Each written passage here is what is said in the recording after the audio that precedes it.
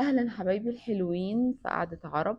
النهاردة احنا نزلنا نصور في بنزينة بترومين 100 حبيب في بلبيس عند استاذ ابراهيم توفيق عكاشة، علشان الهدف ان احنا نشجع الشباب على المشاريع الصغيرة والمشاريع الكبيرة.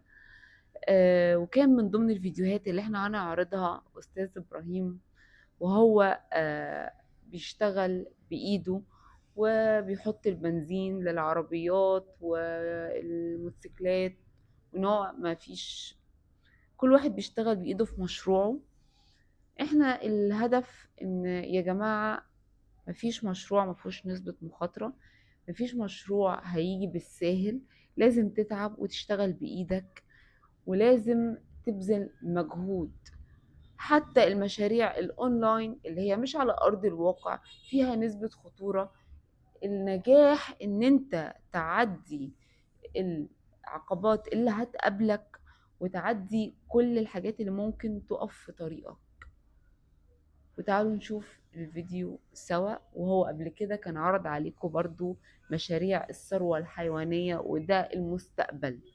الزراعة هي المستقبل في الوضع اللي احنا فيه. الزراعة هي المستقبل والثروة الحيوانية هي برضو المستقبل. فتعالوا نشوف الفيديوهات سوا. اهلا بكم اعزائنا المشاهدين. مش عارفه، انا حاسه انها مذيعه من 1900 وخشبه. بس احنا النهارده في بنزينه بترومين 100 حبيب في بلبيس. طبعا احنا كنا بنشجع المشاريع الصغيره والكبيره. معانا استاذ ابراهيم توفيق عكاشه. ابتدى مشروع البنزينة من الصفر وبيشتغل بنفسه وبإيده، وحبينا إن احنا نصور معاه النهاردة لقطات. أستاذ إبراهيم، هو غسيل السجاد هنا بكام يا أستاذ إبراهيم؟ خلاص خلصنا من غسيل السجاد بقى. احنا طبعا المطره شغالين في غسيل العربيات.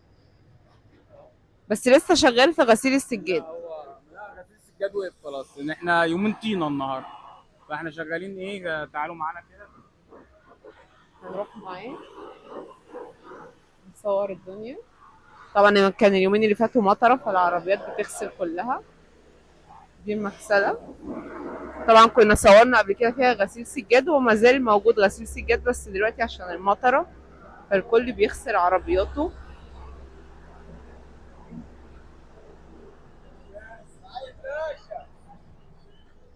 واستاذ ابراهيم بيشتغل كمان بنفسه، وادي برضو غسيل السجاد اهو.